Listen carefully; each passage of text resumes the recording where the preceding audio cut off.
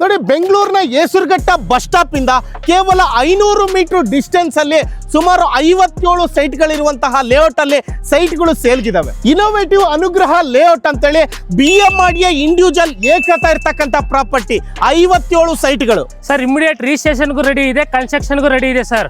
ಖಾತಾ ರೆಡಿ ಇದೆ sir, individual ಸೈಟ್ಗೂ ಖಾತಾ ಇದೆ ಸರ್. ಹಾಗಾದ್ರೆ ಇನೋವೇಟಿವ್ ಅನುಗ್ರಹ ಎನ್ಕ್ಲೇವ್ ಅಲ್ಲಿ ಇರ್ತಕ್ಕಂಥ 57 ಸೈಟ್ಗಳು ಕೂಡ BMRDA ಅಪ್ರೂವ್ಡ್ ಇಂಡಿವಿಜುವಲ್ ಏಕತಾ ಇರ್ತಕ್ಕಂಥ ಸೈಟ್ಗಳು. ಹೌದು ಸರ್. ನೋಡಿ, 100 ವರ್ಷ ರೆಕಾರ್ಡ್ ಇರ್ತಕ್ಕಂಥ ಲೀಗಲ್ ಡಾಕ್ಯುಮೆಂಟ್ ನೇ ಕೊಡ್ತಾರೆ ನಿಮಗೆ. ಇಲ್ಲಿ ಎಲ್ಲಾ ತರ ಡೈಮೆನ್ಷನ್ ಅಲ್ಲ ಸೈಟ್ಗಳು ಅವೈಲೇಬಲ್ ಇದಾವೆ.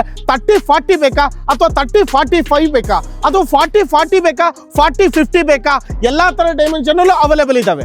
ಈ ಲೇಔಟ್ಗೆ ಏಸುಘಟ್ಟ ಬಸ್ ಸ್ಟಾಪ್ 500 ಮೀಟರ್ ಅಂತರದಲ್ಲಿದ್ರೆ, ಜಾಲಹಳ್ಳಿ ಕ್ರಾಸ್ 12 ಕಿಲೋಮೀಟರ್ ಅಂತರದಲ್ಲಿದೆ, ಯಲಹಂಕಕ್ಕೆ ಹೋಗ್ತೀರಾ 10 ಕಿಲೋಮೀಟರ್ ಡಿಸ್ಟೆನ್ಸ್ ಅಲ್ಲಿ ಇದೆ.